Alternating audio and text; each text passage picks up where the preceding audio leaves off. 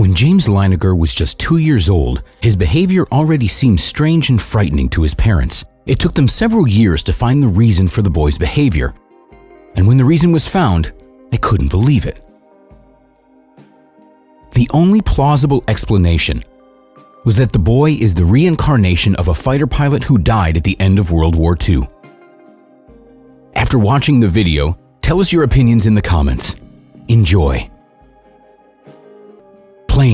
Plane on fire.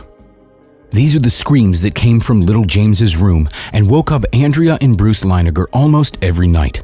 The parents seriously regretted their visit to the World War II museum with their 2-year-old, although they could not understand why the visit had such a strong influence on him.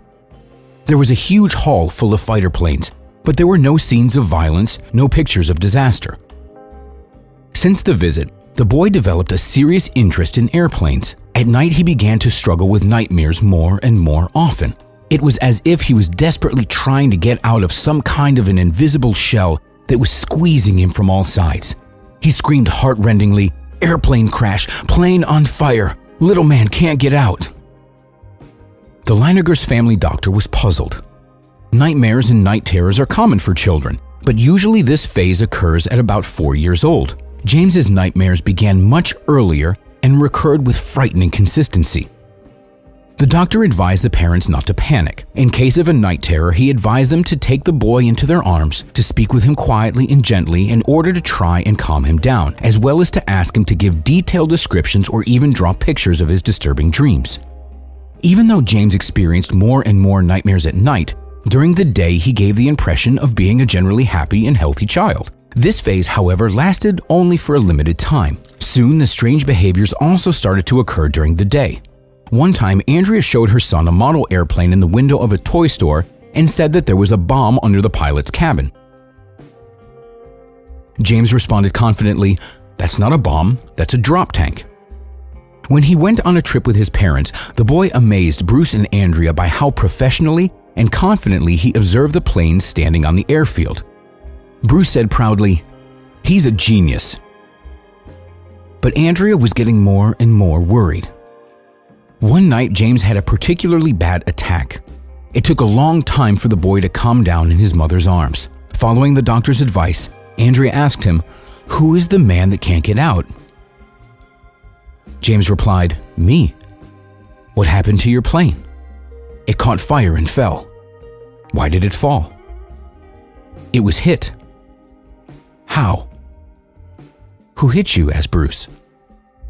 The boy looked at him with a puzzled look and said in a matter-of-fact way, "The Japanese, of course." Afterwards, he gave a detailed description of Japanese fighter planes during World War II. The boy signed his pictures with James III. Later, in a list of pilots who died on March 3, 1945, Bruce discovered the name James Houston Jr., James II. James's maternal grandmother was the first to have the courage to voice her opinion. Maybe the Leininger family is facing a case of reincarnation. The parents were categorically opposed to this line of thought, and it even made Bruce seriously angry.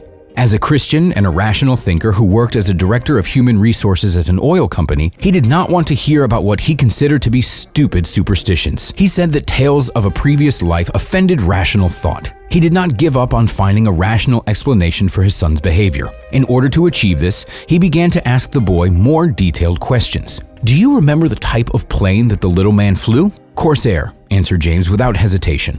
"Where did it take off from?" "A ship called the Natoma." Bruce began researching the internet and soon found out that an American aircraft carrier called the Natoma Bay was used to transport Corsair planes during the war. Intrigued by the coincidence of those two details, Bruce continued to have conversations with his son. Under the guise of a historian writing a book, Bruce Leininger went to a meeting of the Natoma Bay veterans. It turned out that absolutely all details that he heard from his son were true. These included the names of technical flight elements, nicknames of combat aircrafts, and the location of their last battle in 1945, which the boy recognized in a picture. At that point, Andrea, too, was convinced that the soul of the slain fighter pilot chose their son to return to this world. Bruce, however, continued to fight against superstition. He was set on catching his son in a mistake in order to prove that the whole story of a fighter pilot was the product of the boy's imagination and coincidences that were amazing and unbelievable, but coincidences nevertheless. Do you know if the man from the plane had any friends? Yes, he had a friend named Jack Larson. The father was convinced that the mystery would be resolved when it would become clear that there was no Jack Larson, but that was not the case. Not only did Jack Larson exist and was a fighter pilot during World War II, but he was still alive. Bruce spared no time or money in locating the veteran. He went to him with a list of descriptions that his son gave to him about his service in the U.S. Air Force. Larson confirmed each and every detail. At that point, Bruce was ready to believe in any explanation. He studied his son's drawings for hours. In one picture, the boy clumsily drew a burning plane, which no longer surprised Bruce. However, what surprised him was the boy's signature, which read, "To Dad from James III." Why the third? There was no James Sr. or James Jr. in the Leininger family. James Huston was a fighter pilot whose plane was hit in 1945.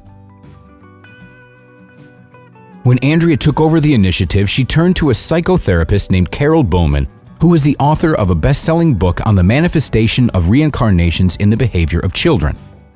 Bowman investigated dozens of children who were suffering from painful memories of past lives. She told Bruce and Andrea that their son was not unique and that such vivid manifestations of reincarnation usually occur in instances of violent deaths. Her take on the situation was that the soul was so saturated with past trauma that it couldn't rid itself of it even as it entered into the other world. This explanation no longer seemed strange to Bruce and Andrea. The psychotherapist advised for the parents to speak to the pilot directly when they were comforting their son because the pilot still lived within the boy. They should ask James to recall his nightmares as if they were actual memories, not dreams. The boy's night terrors really did become less severe. The boy woke up screaming and crying less frequently, while Bruce continued to study the history of the Natoma Bay and the list of slain pilots. One day, the final piece of the incredible puzzle was found. On a list of pilots who were hit on March 3, 1945, was the name of James Huston Jr. In parentheses, it said, James II. If all of this was true, it made sense that little James thought of himself as James III.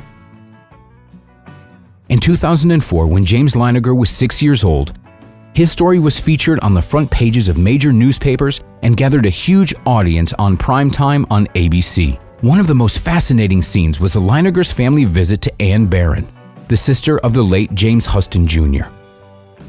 With difficulty to find the right words and tears in her eyes, she confirmed that the boy told her a lot of things that were known only to her and her brother, who passed away a long time ago. Anne Barron questioned how it is possible not to believe in other worlds and reincarnation after a story like this. Members of the Skeptic Society, which actively fights against mysticism and the occult, took it upon themselves to refute the story of James Leininger. They said that Bruce and Andrea more or less consciously created a family saga in order to rid themselves of feelings of guilt associated with their son's nightmares that were brought on by their visit to the military museum, and also to attract attention to themselves. It is worth saying, however, that their rational arguments did not sound too convincing this time around. Carol Bowman, on the other hand, explained that memories from past lives are like regular memories.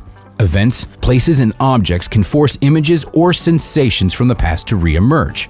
This is what happened at the museum. Contact with familiar objects is even a part of a Buddhist ceremony, the purpose of which is to recognize reincarnated lamas. The claims of the family saga built on coincidences would have been more convincing if they were talking about a few words said by a child accidentally. But in James's case, we're talking about over 100 pieces of evidence, the truth of which was confirmed by careful verification. Today, James is a 17-year-old who leads the life of a typical young man. He is no longer troubled by nightmares. Memories from his past life stopped appearing to him ever since he and his parents went to say goodbye to the deceased pilot. He said a prayer and dropped a bouquet of flowers in the ocean off the coast of Japan, where 75 years ago on March 3, 1945, the plane of James Huston Jr. caught fire and crashed.